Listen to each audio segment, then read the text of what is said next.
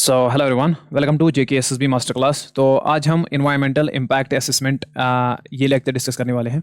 इससे पहले forest inspector का अगर आप देखोगे तो माइनिंग एंड इट्स इफेक्ट्स हमने डिस्कस किया हुआ है। टेलीग्राम चैनल पर आप इसकी PDF जो है आपको फ्रीली अवेलेबल मिल जाएगी। एनिमल एंड बर्ड डाइवर्सिटी जो है ये भी हमने कॉम्प्रहेंसिवली कवर किया है अपने चैनल पर। इसकी PDF भी जो है टेलीग्राम चैनल से आप एक्वायर कर सकते हो। So let's move the topic straight away. आज हम डिस्कस करने वाले हैं environmental impact assessment and hopefully by the next week we basically hope to cover all your EVS syllabus by the next week. Okay, so let's move the topic straight away. Introduction. Environmental impact assessment. Environmental impact assessment को अगर आप समझोगे एक आसान भाषा में कि कोई भी प्रोजेक्ट बनने से पहले उसको असेस किया जाता है कि वो इन्वायरमेंट पर क्या इम्पैक्ट छोड़ेगा। इसको बोलते हैं इन्वायरमेंटल इम्पैक्ट असेसमेंट। कोई भी प्रोजेक्ट बनने से पहले ये जो है एक फॉर्मल प्रोसेस की जाती है जिसमें कि इन्वायरमेंटल कॉन्सिक्वेंसेस, उस प्रोजेक्ट के बनने के बाद इन्वायरमेंटल कॉन्सिक्वेंसेस क्या होंगे उनको प्रिडिक्ट किया जाता है। उसके बाद जो है उस प्रोजेक्ट को बनाया जाता है। इसको हम कहते हैं इन्वायरमेंटल इम्पैक्ट असेसमेंट। तो इसमें जो इम्पैक्ट्स कवर किए जाते हैं, इम्पैक्ट्स देखे जाते हैं उस प्रोजेक्ट के बिफोर हैंड। वो सोशो इकोनॉमिक्स, जो सोसाइटी पर क्या इम्पैक्ट पड़ेगा उस प्रोजेक्ट का, इकोनॉमिक इम्पैक्ट्स, इकोनॉमी पे क्या इम्पैक्ट पड़ेगा, कल्चरल इम्पैक्ट्स क्या होंगे, ह्यूमन हेल्थ पे क्या इम्पैक्ट्स पड़ेंगे उस प्रोजेक्ट से बनने से। फॉर एग्जाम्पल कोई फैक्ट्री सेटअप हो गई, उसने एयर को पोल्यूट किया, तो ये तो ह्यूमन हेल्थ का पर एक बैड इम्पैक्ट इसने डाल दिया। ठीक है, तो इसी तरह इस फैक्ट्री से कुछ अच्छे इम्पैक्ट्स भी, for example economic opportunities, job opportunities इसने क्रिएट की। इसका मतलब ये एक पॉजिटिव इम्पैक्ट है। ठीक है, चाहे बेनिफिशियल इम्पैक्ट हो चाहे एडवर्स इम्पैक्ट हो उस प्रोजेक्ट का, उन दोनों को एसेस किया जाता है। इसको बोलते हैं environmental impact assessment. It is very very important process. हम सारी चीज़ें, जितने भी एग्जाम ओरिएंटेड फैक्टर्स हैं, ये बेसिकली एक बहुत ही थ्योरेटिकल टॉपिक है, बट जितने मैंने प्रीवियस ईयर क्वेश्चन इसके एनालाइज किए, UPSC का टॉपिक है बेसिकली, जो EVS का उसका वहाँ का सिलेबस होता है, उसमें एक टॉपिक दिया हुआ है। तो ये जितने भी प्रीवियस ईयर क्वेश्चंस पूछे गए हैं उनको एसेस करके मैंने इस टॉपिक को डिज़ाइन करने की कोशिश की है। तो बिल्कुल ये फैक्चुअल होने वाला है, JKSSB ओरिएंटेड टॉपिक आपके लिए रहने वाला है। इसमें हम ज़्यादातर फैक्चुअल चीज़ें कवर करेंगे। ठीक है, ताकि आपको अगर एक दो क्वेश्चन आपके एग्जाम में इससे पूछे जाएंगे, मुझे लगता है मैक्सिमम इसमें एक क्वेश्चन आपसे पूछा जाएगा, तो वो क्वेश्चन आपसे बन पाए, ऐसे हमने लेक्चर को डिज़ाइन करने की कोशिश की है। तो UNEP डेफिनेशन आपसे पूछ सकता है कि यूनाइटेड नेशन इन्वायरमेंटल प्रोग्राम, इसने इन्वायरमेंटल इम्पैक्ट असेसमेंट को कैसे डिफाइन किया है।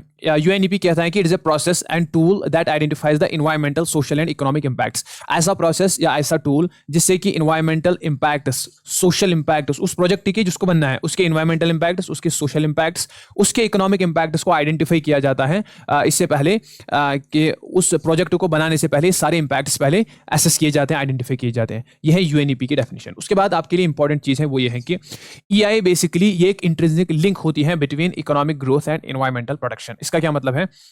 फॉर एग्जाम्पल कोई प्रोजेक्ट बना तो इकोनॉमिक ग्रोथ तो इंपॉर्टेंट है। इकोनॉमिक ग्रोथ के लिए हमें डेवलपमेंटल प्रोजेक्ट्स बनाना ही बनाना है। फॉर एग्जाम्पल हमने कोई फैक्ट्री सेटअप की, it is very important for economic growth.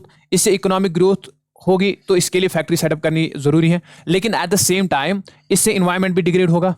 कोई भी चीज़ जहां पर आपको लगे कि यहाँ पर इकोनॉमिक ग्रोथ हो रही है, तो that will come at the cost of some economic in some environmental damage. Okay, इसीलिए हम करते हैं कॉस्ट बेनिफिट एनालिसिस। ठीक है, तो हम देखते हैं कि कितना इन्वायरमेंटल जो है इम्पैक्ट हुआ, इकोनॉमिक ग्रोथ जो है उससे कितनी हुई, इन दोनों चीज़ों को हम एनालाइज करते हैं। तो ये जो इकोनॉमिक इम्पैक्ट असेसमेंट है ये बेसिकली इन दो चीज़ों को बैलेंस करता है। ये इंट्रिंसिक लिंक होती है between economic growth and environment. कैसे? हम किसी भी प्रोजेक्ट को सेटअप करने से पहले उसका इकोनॉमिक पोटेंशियल देते हैं कि ये कितनी इसमें क्या पोटेंशियल है, ये कितनी जॉब्स क्रिएट करेगा, इसमें इकोनॉमिक ग्रोथ उसकी देखते हैं। फिर वहाँ पर हम एनालाइज करते हैं, एसेस करते हैं ये क्या इम्पैक्ट डालेगा इन्वायरमेंट पे। वो जो पॉजिटिव इम्पैक्ट होंगे वो तो हमारे लिए ठीक है, जैसे जॉब अपॉर्चुनिटीज क्रिएट करेगा, लेकिन जो इसके नेगेटिव इम्पैक्ट होंगे उनको हम मिटिगेटिंग मेजर्स के थ्रू पहले ही कम करने की कोशिश करते हैं। बिफोर हैंड हम मिटिगेटिंग मेजर्स लेते हैं। ये बेसिकली पर्पज है EIA का। दैट इज व्हाई वी से it is an intrinsic link between economic growth and environmental protection. Meaning economic growth जो है और एनवायरमेंटल प्रोटेक्शन है, इन दो को बैलेंस करता है एनवायरमेंटल इम्पैक्ट असेसमेट। ओके, अब थोड़ी बहुत हिस्ट्री जानने की कोशिश करेंगे। सबसे पहले आप याद रखोगे इस environmental impact assessment I will be using the word EIA from now on, okay, for environmental impact assessment। तो 1961 अगर आप वर्ल्ड में देखोगे 1969 में इसका स्टार्ट हुआ। ये डेट आप याद रख लेना। इसका कॉन्सेप्ट आया यूएसए में सबसे पहले, जब वहां पर एक्ट पास हुआ, नेशनल इन्वायरमेंटल पॉलिसी एक्ट, एनईपीए। ये आप याद रख लेना, एनईपीए एक्ट यूएसए का 1969। उसके बाद 1980 जो है, यहाँ से पहली बार जो है यूएसए में ये लीगलाइज हुआ कि जो प्रोजेक्ट है, प्रोजेक्ट जो भी स्टार्ट होगा उसके लिए ईआईए करना जरूरी है। उसके बाद 1980s में वर्ल्ड बैंक ने भी अडॉप्ट किया ईआईए। इसका मतलब है वर्ल्ड बैंक जितने भी मेजर प्रोजेक्ट उसको फंड करता है पूरे वर्ल्ड में, उसके लिए उन्होंने कंपलसरी कर दिया ईआईए। तो वर्ल्ड बैंक कब अडॉप्ट करता है? 1980s में। यूएसए में कब आया? 1969 में पहली बार वर्ल्ड में आया। कहां से? यूएसए ने एक्ट पास किया, नेशनल एनवायरनमेंट पॉलिसी एक्ट। उसके बाद 1980s में वर्ल्ड बैंक अडॉप्ट करता है ईआईए। फिर 1992 डेट इंपॉर्टेंट याद रखना, आपको पता होगा अर्थ समिट जो है, रियो डिक्लेरेशन जो ब्राजील में हुई, उसका प्रिंसिपल 17 जो है, वो प्रिंसिपल 17 भी एम्फसाइज करता है इन्वायरमेंटल इंपैक्ट असेसमेंट। ये चीज भी आपको याद रखना, प्रिंसिपल 17 भी याद रख लेना, ठीक है। ये थोड़ा हिस्टोरिकल बैकग्राउंड हुआ पूरे वर्ल्ड में कैसे इवॉल्व हुआ ईआईए प्रोसेस, ठीक। उसके बाद आप याद रखना ऑब्जेक्टिव्स ऑफ ईआईए। ईआईए का बेसिकली ऑब्जेक्टिव क्या है? वही जो इन्वायरमेंटल इंपैक्ट है किसी भी प्रपोज प्रोजेक्ट का, कि कोई भी डेवलपमेंटल प्रोजेक्ट जो बनने वाला है, वो क्या इंपैक्ट छोड़ेगा इन्वायरमेंट पर, उन इंपैक्ट को आइडेंटिफाई करना, फिर प्रिडिक्ट करना, और उसके बाद इवैल्यूएट करना वो सारे इन्वायरमेंटल इंपैक्ट्स। यही बेसिकली ऑब्जेक्टिव है ईआईए का। और क्या इसका एम है? रिसोर्स कंजर्वेशन, रिसोर्स को कंजर्व करना, यानी रिसोर्स एक्सप्लॉयटेशन से जो है जो भी प्रोजेक्ट जो है जो स्टार्ट करेंगे, इनको हम जो गवर्नमेंट है, रेगुलेटिंग अथॉरिटीज़ हैं, वो अगर ये वेस्ट ज़्यादा करते हैं, फॉर एग्जांपल रिसोर्स एक्सप्लॉयटेशन करते हैं, तो इनको ऑर्डर्स दिए जा सकते हैं कि आप जो है रिसोर्स को ज़्यादा एक्सप्लॉयट ना करें। तो ये भी एक ऑब्जेक्टिव है ईआईए के, ठीक है। उसके बाद वेस्ट मिनिमाइजेशन जो है, ये मेक श्योर किया जाता है थ्रू ईआईए प्रोसेस की, वेस्ट जो है वेस्ट कम से कम हो जाए, उस प्रोजेक्ट में वेस्ट कम से कम हो जाए। उसके बाद बाई प्रोडक्ट्स, जो भी वेस्ट प्रोडक्ट, जो भी एंड प्रोडक्ट्स होते हैं, जो फॉर एग्जांपल जो शुगर केन फॉर एग्जांपल हम इंडस्ट्री लेते हैं उसकी एग्जांपल, जो भी वहाँ एंड में बाई प्रोडक्ट होता है, उसको आप किसी और चीज़ के बनाने के लिए इस्तेमाल कर सकते हो, जैसे इलेक्ट्रिसिटी प्रोडक्शन के लिए उसको हम इस्तेमाल करते हैं। तो ये जो है ये भी इसमें एनफोर्स किया जाता है ईआईए प्रोसेस में। इसी तरह एफिशिएंट यूज ऑफ इक्विपमेंट, कि इसमें हम मेक श्योर करते हैं कि जो प्रोजेक्ट डेवलपर्स हैं वो ऐसे इक्विपमेंट्स यूज करें, ऐसी टेक्नोलॉजी यूज करें जो एनर्जी एफिशिएंट हो, मतलब जो एनर्जी एफिशिएंट हो, जो कम एनर्जी में ज़्यादा एफिशिएंसी दिखाए, जो कम एनर्जी में ज़्यादा वर्क करे, ऐसा आप यूज़ करो। फॉर एग्जांपल हम कह सकते हैं कि किसी कंपनी को आप डीजल जनरेटर ना यूज़ करके आप सोलर पे शिफ्ट करो, आप इलेक्ट्रिसिटी पे शिफ्ट करो, तो ऐसे करके हम एनर्जी को कंजर्व कर सकते हैं एफिशिएंट यूज़ ऑफ इक्विपमेंट से। इसी तरह सस्टेनेबल डेवलपमेंट, कि अगर ज़्यादा जो है रिसोर्स कोई एक्सप्लॉइट कर रहे हैं, लैंड ज़्यादा एक्सप्लॉइट कर रहे हैं, तो हम यहाँ पर मेक श्योर करते हैं कि जो रिसोर्सेज हैं उस प्रोजेक्ट में, जो रिसोर्स यूज हो जाएंगे जैसे लैंड एटसेट्रा, तो हम मेक श्योर करते हैं कि वो फ्यूचर जो है फ्यूचर जनरेशन के लिए सस्टेन रहे।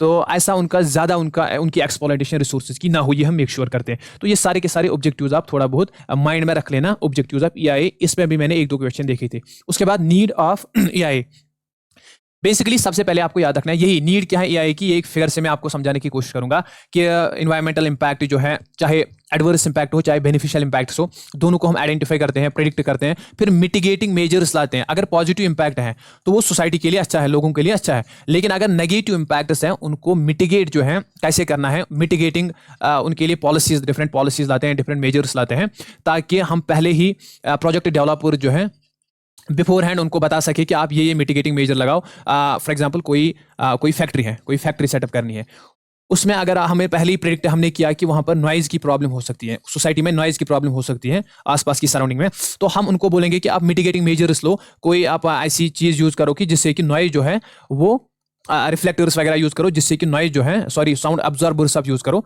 जिससे कि नॉइज़ जो है इसका इम्पैक्ट कम पड़े। तो इनको बोलते हैं मिटिगेटिंग मेजर्स। तो ये है नीड ईआईए की। इस कर्व से आप समझ सकते हो बेसिकली, देखिए अगर फॉर एग्जांपल ये है इन्वायरमेंटल डिग्रेडेशन की कर्व, कि अगर प्रोजेक्ट ऐसे अगर होंगे जिसमें हमने ईआईए नहीं किया होगा, यहाँ पर आप देख सकते हो इन्वायरमेंटल डिग्रेडेशन कर्व जो है इट इज़ वेरी स्टीपर, यानी इन्वायरमेंट डिग्रेड होगा बहुत फास्ट पेस में अगर हम ईआईए नहीं कराएंगे। लेकिन अगर हम प्रोजेक्ट की ईआईए कराएंगे, इन्वायरमेंटल इंपैक्ट असेसमेंट करेंगे पहले, तो उसमें जो इन्वायरमेंटल डिग्रेडेशन वहाँ पर भी होगी। तो मैंने आपसे कहा कि जब भी हम इकोनॉमिक ग्रोथ की बात करेंगे उस टाइम पे there is a cost to it, that means इसलिए हम कॉस्ट बेनिफिट एनालिसिस करते हैं ना, कॉस्ट बेनिफिट एनालिसिस, कि जब भी इकोनॉमिक ग्रोथ की बात आएगी इन्वायरमेंट पर कुछ ना कुछ बैड इंपैक्ट ये छोड़ेगा। Okay, there is a cost rate, but हम चाहते हैं कि इन्वायरमेंट पर जो इम्पैक्ट है वो कम से कम हो, वो बहुत ही कम से कम जितना हो सके कम हो। यही हम मेक श्योर करते हैं ईआई के थ्रू। तो अगर हम ईआई करते हैं तो डिग्रेडेशन जो है ये जो बेसिकली डिग्रेडेशन कर्व है ये स्मूथर है, मतलब एनवायरमेंट तब भी डिग्रेड होगा लेकिन स्मूथली यानी कम डिग्रेड होगा एज कम्पेयर टू अगर हम प्रोजेक्ट उसको विदाउट ईआई यहाँ पर विदाउट ईआई प्रोसेस करेंगे। तो ये बेसिकली यहाँ पर आपको एक अंडरस्टैंडिंग होती है कि ईआई क्यों इतना इंपॉर्टेंट है। उसके बाद आपको एक चीज़ याद रखनी है कि जो बेसिकली ईआई ये आपके लिए इंपॉर्टेंट हो जाता है। ओके, तो मेक श्योर कि यहाँ पर आप इस पर से मैंने बहुत से क्वेश्चंस देखे जो यहाँ से डायरेक्ट पूछे जाते हैं कि ईआई प्रोसेस जो है इसमें कॉमनली इसमें जनरली जो 8 स्टेजेस हैं 8 स्टेजेस में इसको कंप्लीट किया जाता है नॉर्मली। ओके, उसके बाद हम देखेंगे इंडिया में इसको कैसे किया जाता है। अभी हम जनरल लेवल पे बात करते हैं, इसमें 8 स्टेप्स फॉलो किए जाते हैं। ठीक है, सबसे पहला स्टेप आपको याद रखना है स्क्रीनिंग। एक एक स्टेप हम आगे डिस्कस करेंगे, अभी आप याद करो कि सबसे पहला स्टेप है ईआई प्रोसेस में स्क्रीनिंग। उसके बाद दूसरा स्टेप है स्कोपिंग। तीसरा स्टेप है impact analysis. Fourth step is mitigation and impact management. Fifth step is EI report. Sixth step is review and seventh step is decision making. Eighth step is implementation and follow up. Make sure you go through the steps. आपको सीधे इनको याद करना है, रट्टा मारना है, ताकि इसमें से मैंने बहुत सारे क्वेश्चंस देखे, आपको ऑर्डर रखना है याद 1 से 8 तक, पहले कौन स्टेप आता है फिर कौन सा स्टेप आता है। Make sure you remember the order of all these steps. Okay, उसके बाद एक एक स्टेप हम समझने की कोशिश करेंगे। सबसे पहले स्क्रीनिंग में बेसिकली क्या होता है, हम इसमें देखते हैं कि ये जो प्रोजेक्ट है, जो भी प्रोजेक्ट प्रपोज हुआ है, क्या उसको इन्वायरमेंटल क्लियरेंस की जरूरत है कि नहीं है, इन्वायरमेंटल क्लियरेंस सर्टिफिकेट की जरूरत है कि नहीं है, ये हम देखते हैं। इसके लिए क्राइटेरिया है जो हम डिस्कस करेंगे आगे। तो सबसे पहले आपको याद रखना है कि स्क्रीनिंग क्या होती है। स्क्रीनिंग में हम आइडेंटिफाई करते हैं जो भी प्रोजेक्ट बनने वाला है क्या उसको इन्वायरमेंटल क्लियरेंस की जरूरत है कि नहीं है। फॉर एग्जाम्पल अगर छोटा कोई बेस स्केल ऑफ इन्वेस्टमेंट, ये क्राइटेरिया है कि स्केल ऑफ इन्वेस्टमेंट क्या है उस प्रोजेक्ट की। अगर स्केल ऑफ इन्वेस्टमेंट ज्यादा होगी, मतलब जो बड़े प्रोजेक्ट होंगे उनको स्क्रीनिंग करनी होती है कि हाँ, उनको स्क्रीनिंग में देखा जाता है कि इनको इन्वायरमेंट क्लियरेंस की जरूरत है। ठीक है, ऐसे जिनको स्केल ऑफ इन्वेस्टमेंट जिनकी कम हो को मोस्ट प्रोबेबली उनको स्क्रीनिंग में उनको पता चलता है कि इनकी इन्वायरमेंट क्लियरेंस की नीड नहीं है। इसी तरह टाइप ऑफ डेवलपमेंट किस टाइप की हो रही है, ये भी एक क्राइटेरिया है स्क्रीनिंग में कि whether the project needs environment clearance और नॉट। इसी तरह लोकेशन डेवलपमेंट की कहां पर है, ये भी मैटर करता है। फॉर एग्जांपल अगर रिवर के क्लोज लोकेशन हो तो मोस्ट प्रोबेबली वहां पर एनवायरमेंट क्लियरेंस उनको लानी ही लानी है। तो ये 2-3 चीजें जो है ये मैटर करती हैं जब हम स्क्रीनिंग करते हैं, कि हम डिसाइड करते हैं यहां से कि कंपनी को, प्रोजेक्ट को एनवायरमेंट क्लियरेंस लानी है कि नहीं है। उसके बाद स्कोपिंग में हम आइडेंटिफाई करते हैं कि जो की एनवायरमेंटल इश्यूज हैं, जो प्रोजेक्ट हैं, प्रोजेक्ट के बहुत सारे इंपैक्ट वो छोड़ेगा एनवायरमेंट पे। अब मेजर कौन से इंपैक्ट वो छोड़ेगा एनवायरमेंट पे, कौन से की एनवायरमेंटल इश्यूज होंगे उस प्रोजेक्ट के बनने से, उनको हम आइडेंटिफाई करते हैं और फिर उनको हम स्टडी करते हैं। ये होता है स्कोपिंग। ठीक है, तो प्रोजेक्ट के जो पोटेंशियल इंपैक्ट्स हैं उनको हम स्टडी करते हैं, जोन ऑफ इंपैक्ट क्या होगा, फिर इसी के साथ उनको हम मिटिगेट कैसे कर सकते हैं, पॉसिबिलिटी क्या है उनको मिटिगेट करने की, ये हम इस स्कोपिंग में देख लेते हैं। ठीक है, उसके बाद तीसरा स्टेप है कलेक्शन ऑफ बेसलाइन डेटा में हम क्या करते हैं, बेसिकली बेसलाइन डेटा में हम अभी प्रोजेक्ट बनने से पहले जिस सोसाइटी में ये प्रोजेक्ट बनने वाला है, ये डेवलपमेंटल प्रोजेक्ट बनने वाला है, वहां हम देखते हैं करंट इन्वायरमेंटल कंडीशंस क्या है। फॉर एग्जांपल करंट एयर की क्वालिटी क्या है अभी के टाइम पे, वाटर की क्वालिटी क्या है, लैंड की क्वालिटी क्या है, ये हम अभी देखते हैं, ताकि बाद में जब प्रोजेक्ट बने उस टाइम पे हम कंपेयर कर पाए कि अभी के टाइम पे इस प्रोजेक्ट ने कौन से इंपैक्ट्स डाले हैं, क्या क्या इससे जो है बैड इंपैक्ट और वो जो है इन रिसोर्सेज पे पड़े हैं। तो ये हम इसे एसेस कर सकते हैं, इसको बोलते हैं बेसलाइन डेटा कलेक्ट करना। ठीक है, करंट इन्वायरमेंटल स्टेटस क्या है उस स्टडी एरिया का।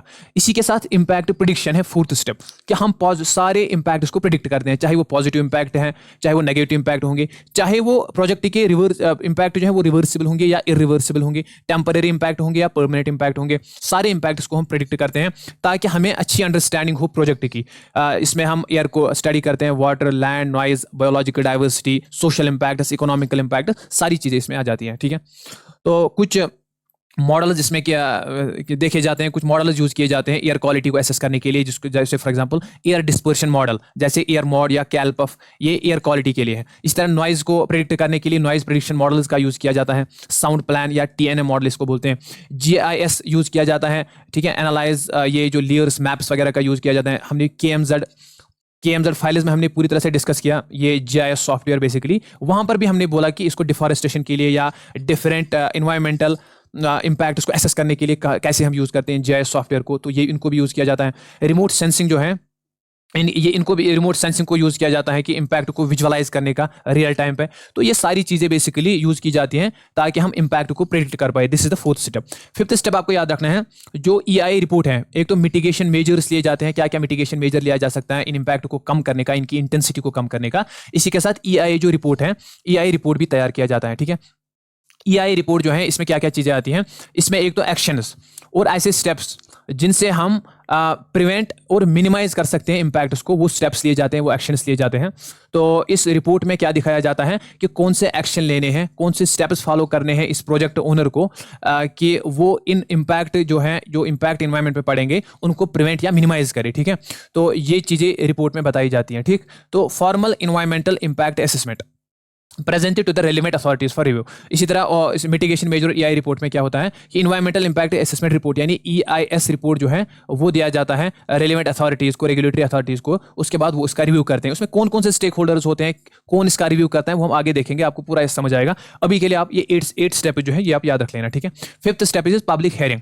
पब्लिक हेयरिंग में क्या होता है, जब ईआई रिपोर्ट कंप्लीट होता है इसके बाद पब्लिक और इन्वायरमेंटल ग्रुप जो है, जो which are living close to that project, basically उनको इन्फॉर्म किया जाता है, उनकी कंसल्टेशन ली जाती है, उनका भी सुना जाता है कि भाई आप जो हैं, आप बताइए आपकी क्या सजेशन है, इस प्रोजेक्ट अगर ये बनेगा, ये आपकी इस सोसाइटी में क्या इंपैक्ट डालने वाले हैं। तो इनका जो पब्लिक जो कंसल्टेशन है वो भी की जाती है।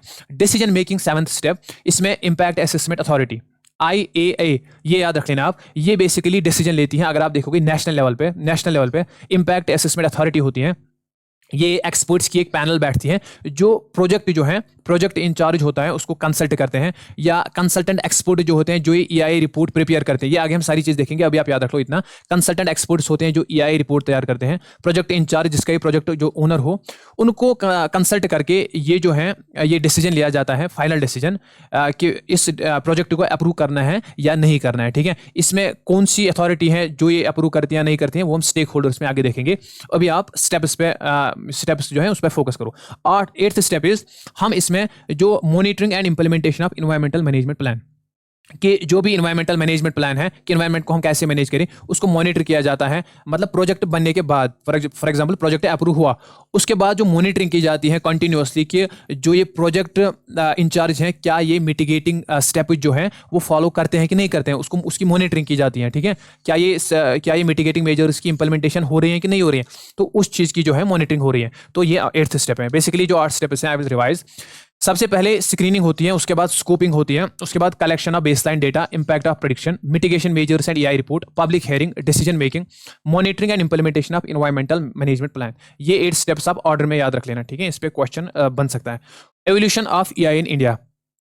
अब हम डिस्कस करेंगे कि जो इंडिया है, सबसे इंपॉर्टेंट अगर कोई चीज़ है वो आपको समझना है कि इंडिया में कैसे इवॉल्व हुई, इंडिया जो है इसमें कैसे इवॉल्व हुआ है EIA, ये आपके लिए सबसे इंपॉर्टेंट हो जाता है। ठीक है, तो इसमें आपको सबसे पहली चीज़, अगर एग्जाम में क्वेश्चन बन सकता है तो 99% चांसेस है कि क्वेश्चन आपको इंडिया के पर्सपेक्टिव से पूछा जाएगा EIA में। ठीक है, तो यहाँ से अभी तक मैंने बेसिक चीज़ें बताई, यहाँ से आपको एग्जाम पर्सपेक्टिव से इंपॉर्टेंट है। ठीक है, EIA इंडिया में कैसे आया? सबसे पहले 1978 में स्टार्ट होता है।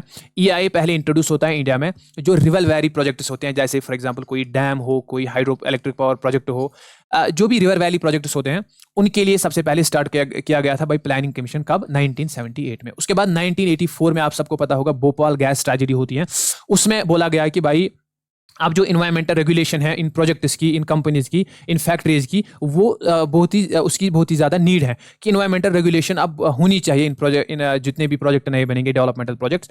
तो इस पर ज़्यादा जोर दिया गया भोपाल गैस लीक के बाद, ये यहाँ पर बताया गया 1984 में। फिर 1986 में इन्वायरमेंटल प्रोटेक्शन एक्ट आता है, आप सब ने पढ़ा होगा इकोलॉजी में। 1986 में इन्वायरमेंटल प्रोटेक्शन एक्ट आता है इंडिया में, ये याद रख लेना। क्यों? क्योंकि इसी से जो भी ये बेसिकली सेंटर को पावर देता है कि वो पॉलिसीज फ्रेम कर सकता है। ये एक्ट बेसिकली सेंटर को एम्पावर करता है कि वो बेसिकली पॉलिसीज फ्रेम कर सकता है EIA के लिए। तो ये इंपॉर्टेंट हो जाता है आपके लिए। तो इसी 1986 के एक्ट को यूज करके ही गवर्नमेंट ने क्या किया, 1994 ने इन्होंने पहली बार एक फॉर्मल ईआई नोटिफिकेशन आती है थ्रू अंडर द एक्ट 1986, जैसे मैंने बता दिया। इसमें क्या होता है, इस ईआई नोटिफिकेशन में इसमें लिस्ट दिया जाता है कि कौन कौन सा प्रोजेक्ट है बेसिकली जिसको ईआईए करना जरूरी है। तो ईआईए कुछ स्पेसिफिक प्रोजेक्ट्स के लिए मैंडेटरी कर दिया गया, उसका लिस्ट आया, उसकी एक नोटिफिकेशन लिस्ट आई 1994 में, सबसे पहले ही आपको याद रखना है। फिर 2006, वेरी वेरी वेरी इंपॉर्टेंट, सबसे कोई चीज अगर इंपॉर्टेंट है एवोल्यूशन ऑफ ईआईए में इंडिया में तो वो है ये, क्योंकि सबसे ज्यादा चीज आपको इस टॉपिक में इसी के बारे में पढ़ना है। अभी के लिए जो एप्लीकेबल है इंडिया में वह है यही 2006, ठीक है, ये इस पर आप ध्यान दीजिएगा। ये क्या है बेसिकली, इस 1994 का एक मॉडिफाइड ड्राफ्ट था, ये जो ईआई नोटिफिकेशन आई 1994 में, इसको सुपरसीड किया 2006 वाली नोटिफिकेशन ने। इसमें क्या हुआ, इसमें बेसिकली जो एक्सपेंड किया गया लिस्ट, यानी अभी तक अगर फॉर एग्जांपल जितनी भी प्रोजेक्ट्स इसमें लिस्टेड थे, अब इसको एक्सपेंड किया गया to other areas as well इसमें, ठीक है, स्कोप को थोड़ा एक्सपेंड किया गया, और प्रोजेक्ट्स जो हैं और टाइप्स ऑफ प्रोजेक्ट्स जो हैं उनको लाया गया कि उनको भी ईआई करने की जरूरत है 2006 में, ये आप याद रख लेना। तो 1978 में स्टार्ट होता है, फिर 1984 में भोपाल गैस लीक से हमको ध्यान आता है कि एनवायरमेंटल रेगुलेशन की जरूरत है। फिर 1986 में एनवायरमेंटल प्रोटेक्शन एक्ट आता है। 1994 में पहली फॉर्मल ईआई नोटिफिकेशन इशू होती है, जिसमें कि लिस्ट दिया जाता है कि इन प्रोजेक्ट को ईआई करने की जरूरत है। फिर 2006 में इसी 1994 को मॉडिफाई किया जाता है, फर्दर इसका स्कोप बढ़ाया जाता है, ठीक है। उसके बाद फर्दर आपको याद रखना है, ये वाला स्लाइड जो है इसकी मैं बात कर रहा था, ईआई प्रोसेस में कौन कौन से स्टेक होल्डर्स होते हैं। इस पर भी मैंने क्वेश्चंस देखे हैं, 2-4 क्वेश्चंस वेरी वेरी इंपॉर्टेंट के, which of the following, for example आपसे पूछ सकते हैं कि which of the following the stakeholder in the EI process, ठीक, आपको नीचे 4 नाम दे सकते हैं, तो आपको सारे के सारे नाम जो हैं ये ध्यान में रखने हैं। एक तो स्टेक होल्डर ईआई प्रोसेस में होता है प्रोजेक्ट प्रपोनेंट, यानी जिसको ये प्रोजेक्ट, जो प्रोजेक्ट ओनर होता है, प्रोजेक्ट डेवलपर होता है, जो प्रपोजल डालता है प्रोजेक्ट का, मुझे एक फैक्ट्री डालनी है फॉर एग्जांपल, तो वो जो ओनर होगा उस फैक्ट्री का, वो प्रपोजल डालेगा, तो वो भी स्टेक होल्डर होगा, वो प्रपोज करेगा प्रोजेक्ट पहले, फिर उसको ईआई प्रोसेस, प्रोजेक्ट स्टार्ट करने से पहले उसको ईआईए प्रोसेस स्टार्ट करनी है, वो यही प्रोजेक्ट प्रपोनेंट, प्रोजेक्ट डेवलपर ही करता है। उसके बाद एनवायरमेंटल कंसल्टेंट, यही प्रोजेक्ट डेवलपर जो है ये हायर करता है एनवायरमेंटल कंसल्टेंट, ये कंसल्टेंट एक्सपर्ट्स होते हैं बेसिकली, जो ईआईए रिपोर्ट को प्रिपेयर करते हैं। उसके बाद रेगुलेटरी अथॉरिटीज होती हैं जो उस ईआईए रिपोर्ट को बेसिकली रिव्यू करते हैं। इन रेगुलेटरी अथॉरिटी में कौन कौन से होते हैं, एक तो हमारी हो गई सेंट्रल लेवल पे ministry of environment, forest and climate change, MOEFCC, इसके अंडर आती है एक एजेंसी, उसको हम कहते हैं इम्पैक्ट असेसमेंट एजेंसी, या नाम याद रख लेना, impact assessment agency. It comes under ministry of environment, forest and climate change. ये नेशनल लेवल पे जितने भी प्रोजेक्ट्स हैं उनकी एनवायरमेंटल क्लियरेंस यही से आती है, ठीक है।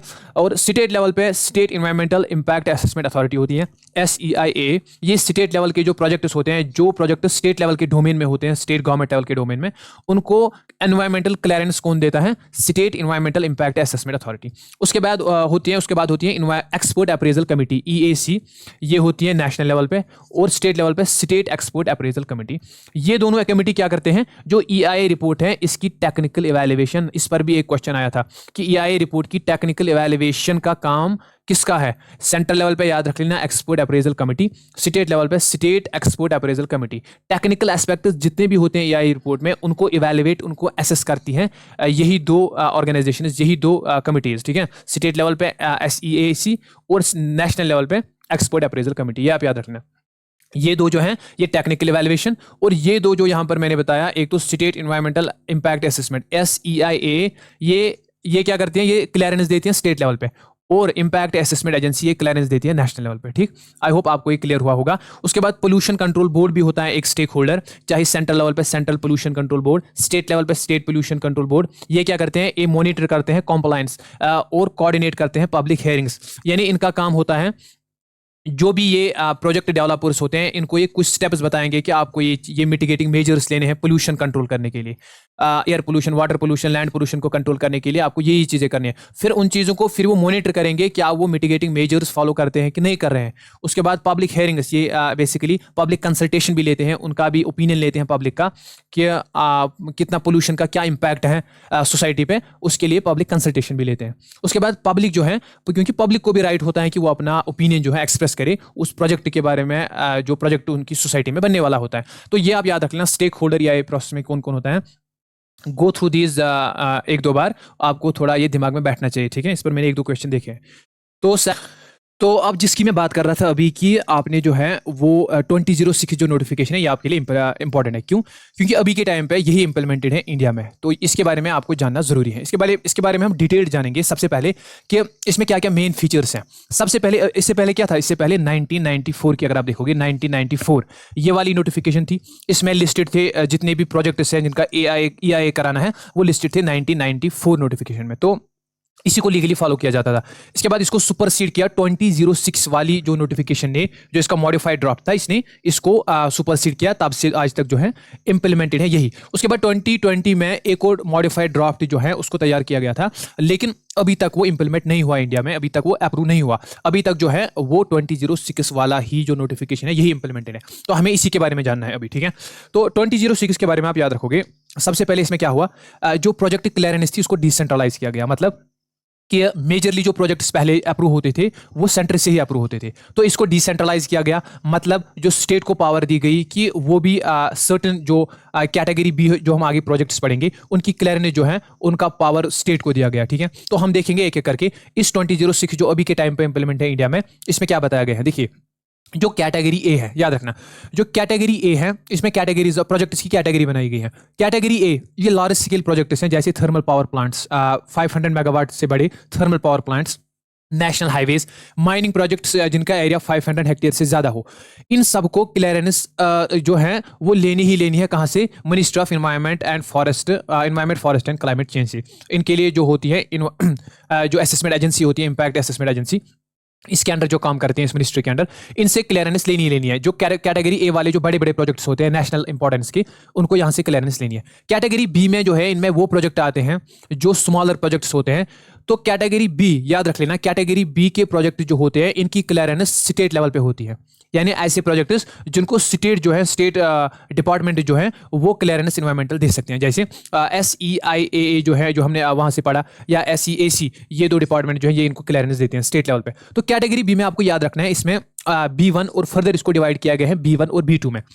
B1 में ऐसे प्रोजेक्ट आते हैं जो कि जिनको कि फुली EIA कराना ही कराना है, चाहे जैसे इंडस्ट्रियल एस्टेट्स हो गए, माइनिंग प्रोजेक्ट्स जिनका एरिया 5 to 500 हेक्टेयर हो, इनको कराना ही कराना है ऑन एनी कंडीशन। उसके बाद जो B2 वाले हैं ये आपके लिए इंपॉर्टेंट हो जाता है, इस पर क्वेश्चन भी पूछा गया था डिफरेंट एग्जाम्स में। कौन से प्रोजेक्ट्स एग्जेम्प्टेड हैं? जो प्रोजेक्ट्स एग्जेम्प्टेड हैं यानी जिनका EIA करना जरूरी नहीं है, वो B2 कैटेगरी पर प्रोजेक्ट्स हैं, ठीक है। कैटेगरी बी मैंने बोला ये ऐसे प्रोजेक्ट्स होते हैं जिनको कि स्टेट क्लियरेंस देती है। इनके फिर दो टाइप्स हैं, B1 और B2। B1 ऐसे प्रोजेक्ट जिनको एनवायरमेंटल क्लियरेंस लेनी ही लेनी है, मतलब उनका EIA जो है फुली EIA जो है वो कराना ही कराना है। B2 ऐसे प्रोजेक्ट्स होते हैं B2 कैटेगरी में कि जो एग्जेम्प्टेड है, मतलब जिनका EIA कराना जो है EIA करने की कोई जरूरत नहीं है, जैसे स्मॉल स्केल इंडस्ट्रीज हो गए, ऐसे बिल्डिंग प्रोजेक्ट जिनका एरिया 20,000 स्क्वायर किलोमीटर से कम हो, वो एग्जेम्प्टेड है फ्रॉम EIA, मतलब उनका EIA मैंडेटरी नहीं है, वो एग्जेम्प्टेड है, ठीक। तो उसके बाद ये वाला इंपॉर्टेंट हो जाता है कि EIA जो प्रोसेस है, जो 2006 जो नोटिफिकेशन आई उसके अकॉर्डिंग जो EIA प्रोसेस इंडिया में होती हैं वो 4 स्टेप्स में होती हैं, 4 स्टेप्स।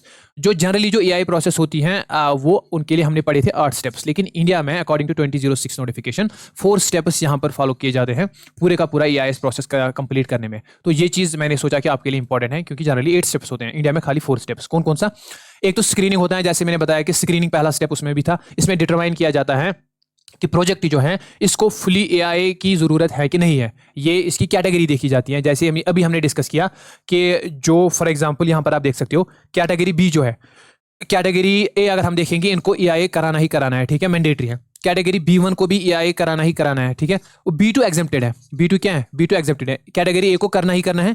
B1 का हम देखते हैं, B1 का हम देखते हैं कि इनको करना है कि नहीं करना है, ठीक है, लेकिन B2 पहले ही एग्जेम्प्टेड है।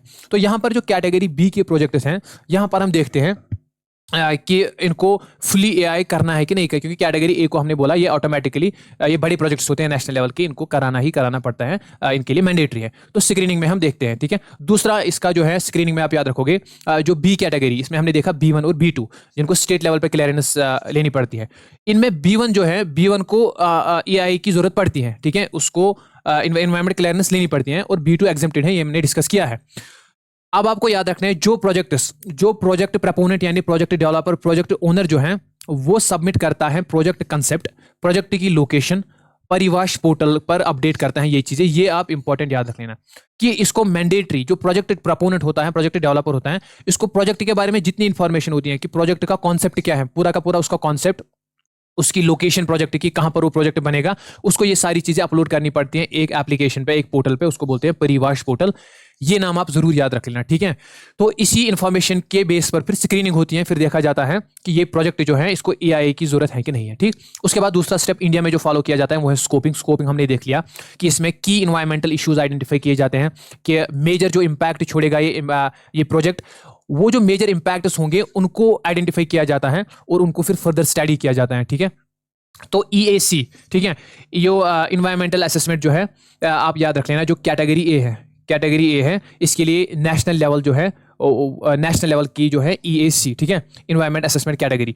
और जो कैटेगरी बी है, कैटेगरी बी के लिए स्टेट लेवल पर जो है वो स्कोपिंग होती है, स्टेट लेवल पर, ठीक। और ये SEAC ही प्रिपेयर करती है terms of references. Terms of references मतलब ये बेसिकली जो मेजर इंपैक्ट्स होते हैं इस प्रोजेक्ट के, उनको उनका लिस्ट एक तैयार करती हैं कि ये चीजें हमें फर्दर स्टडी करनी है, उनको बोलते हैं terms of references. I hope you understand this. तो पहला स्टेप है स्क्रीनिंग, दूसरा स्टेप है स्कोपिंग, तीसरा स्टेप है पब्लिक कंसल्टेशन। इंडिया में इसमें एज यूजुअल लोकल कम्युनिटीज को इन्वॉल्व किया जाता है, स्टेक होल्डर्स को, ताकि उनका ओपिनियन लिया जाता है, उनके कंसर्न सुने जाते हैं। उनमें इसमें क्या क्या आता है, एक तो पब्लिक हियरिंग आती है, ठीक है, एक मीटिंग सेट की जाती है लोगों के साथ, उनकी जो आवाज़ है वो सुनी जाती है, उनके व्यूज जो है वो कंसिडर किए जाते हैं इस प्रोजेक्ट के रिगार्डिंग कि इस प्रोजेक्ट का क्या इंपैक्ट पड़ेगा इन्वायरमेंट में। इसमें पब्लिक कंसल्टेशन भी की जाती है, ठीक। और रिटन सबमिशन, यानी जो स्टेक होल्डर्स होते हैं वो अपना फीडबैक राइटिंग में भी दे सकते हैं, इस प्रोजेक्ट के बारे में अपना ओपिनियन वो राइटिंग में भी सबमिट कर सकते हैं। तो इसके कुछ एग्जम्पशन हैं। एग्जम्पशन क्या है? फॉर एग्जाम्पल कुछ प्रोजेक्ट जो होते हैं, जैसे डिफेंस का प्रोजेक्ट हो गया, जो डिफेंस के मिलिट्री प्रोजेक्ट्स होते हैं, उनको उनके लिए पब्लिक कंसल्टेशन जो है वो एग्जम्प्टेड है। क्यों?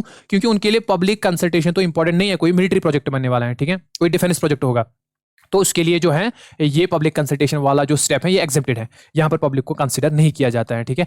उसके बाद fourth step is in India, fourth step is appraisal. Appraisal means इसमें यही फिर फाइनली होता है जो EIA होता है। EIA बेसिकली इस रिपोर्ट को रिव्यू करता है एक्सपर्ट अप्रेजल कमिटी के थ्रू। कैटेगरी ए जो नेशनल लेवल प्रोजेक्ट्स हैं उनके लिए एक्सपर्ट अप्रेजल कमिटी बैठती है, वो जो हमने पीछे देख लिया, तो ये रिव्यू करते हैं कैटेगरी ए वाले प्रोजेक्ट्स के, ठीक है, जैसे नेशनल लेवल के इंपॉर्टेंस के जो होंगे। और स्टेट लेवल पे स्टेट एक्सपर्ट अप्रेजल कमिटी बैठती है, वो रिव्यू करती है कैटेगरी बी प्रोजेक्ट्स पे, जो स्टेट लेवल प्रोजेक्ट्स होते हैं, ठीक। उसके बाद इवैल्यूएशन होती है, जो प्रोजेक्ट का इंपैक्ट पड़ेगा उसकी टेक्निकल इवैल्यूएशन होती है, उसके लिए एक्सपर्ट बैठते हैं। फिर मिटिगेशन मेजर्स देखे जाते हैं कि उन इंपैक्ट को कैसे मिटिगेट करें हम, और फिर पब्लिक फीडबैक भी लिया जाता है, ठीक। ये अप्रेजल स्टेप में होता है। फिर फाइनली इस प्रोजेक्ट को या अप्रूव किया जाता है विथ कंडीशंस, कि उस कंपनी, उस प्रोजेक्ट ओनर को बताया जाता है कि आपका ये प्रोजेक्ट अप्रूव होता है but with certain ABC conditions. In conditions को आपको फॉलो करना है। फॉर एग्जांपल आपको एक सीवेज ट्रीटमेंट प्लांट लगाना पड़ेगा वाटर जो है वाटर पोल्यूशन को कम करने के लिए, आपको कोई फिल्टर लगाना पड़ेगा, ठीक है। ऐसे आप अगर कोई कोल माइन हो, फॉर एग्जांपल वो चिमनीज होते हैं, यूज होते हैं, आपको उसमें स्क्रबर्स लगाने पड़ेंगे, ठीक है। तो ये चीज़ें बताई जाएगी, ये कंडीशंस हो सकती हैं। तो प्रोजेक्ट को अप्रूव करने से पहले या तो उसको अप्रूव किया जाएगा विद कंडीशंस, या तो रिजेक्ट किया जाएगा, या तो वापस फर्दर स्टडी के लिए वापस उसको भेज दिया जाएगा। ये अप्रेजल में है, ठीक है। तो 4 स्टेप्स इंडिया में फॉलो किए जाते हैं। एक तो है स्क्रीनिंग, दूसरा स्कोपिंग, तीसरा public consultation, and fourth one is public hearing, fourth one is appraisal. ये आप याद रख लेना। तो इंडिया में क्या प्रोसेस होता है EIA का। उसके बाद आपके लिए इंपॉर्टेंट होता है जो हमने एग्जम्पशन की बात की थी। देखो यहाँ पर आप देखोगे तो कैटेगरी ए के प्रोजेक्ट जो है, कैटेगरी ए के प्रोजेक्ट उसको EIA करना मैंडेटरी है, ये तो नेशनल लेवल के प्रोजेक्ट्स हैं।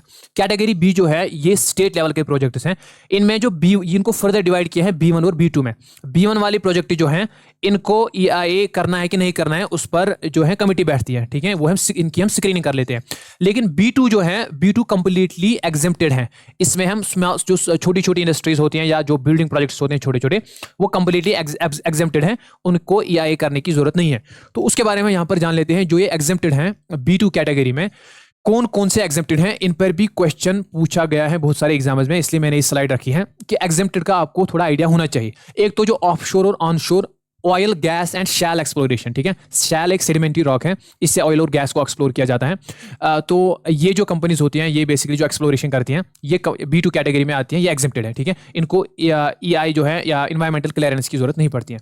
इसी तरह जो प्रोजेक्ट्स, जो हाइड्रो इलेक्ट्रिक प्रोजेक्ट्स 25 मेगावाट तक होंगे, उनको क्लियरेंस इन्वायरमेंटल क्लियरेंस लाने की जरूरत नहीं है, वो भी एग्जेम्प्टेड है। इरिगेशन प्रोजेक्ट्स जो 2000 to 10,000 हेक्टेयर जिनका एरिया होगा वो भी एग्जेम्प्टेड है। Small and medium cement plants जो होते हैं वो एग्जेम्प्टेड है। एमएसएमई जो होते हैं जैसे dye industry, bulk drugs industry के सिंथेटिक रबर में, या मीडियम साइज पेंट जो होते हैं, जो ये माइक्रो स्मॉल मीडियम एंटरप्राइज होते हैं इन फील्ड्स के, इन डिपार्टमेंट्स के, और वो भी एग्जेम्प्टेड है। ठीक है, इनलैंड वाटरवे प्रोजेक्ट्स हो गए, या अगर हमें हाईवेज की वाइडनिंग करनी है बिटवीन 25 किलोमीटर टू 100 किलोमीटर वाले हाईवेज की हमें वाइडनिंग करनी है, ठीक है, वो भी एग्जेम्प्टेड है।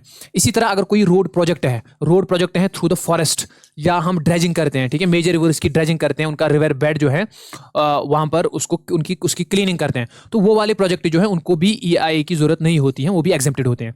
थर्मल पावर प्लांट्स जो होते हैं जिनकी कैपेसिटी लेस देन 5 मेगावाट होती है, वो भी एग्जेम्प्टेड है, उनको भी EIA करने की जरूरत नहीं होती है। ये कहाँ लिखा है? 2006 जो नोटिफिकेशन है जो अभी के टाइम पे इंप्लीमेंटेड है, उसमें ये सारी एग्जम्पशंस बताई गई हैं, आपके एग्जाम के लिए बहुत ही इंपॉर्टेंट है। ठीक, इसके बाद अब हम देखेंगे जो EIA नोटिफिकेशन जो 2006 है जो अभी के टाइम पे इंप्लीमेंटेड है, इसमें कुछ अमेंडमेंट्स हुई। आपको खाली आइडिया याद रखना है कि क्या अमेंडमेंट्स हुई।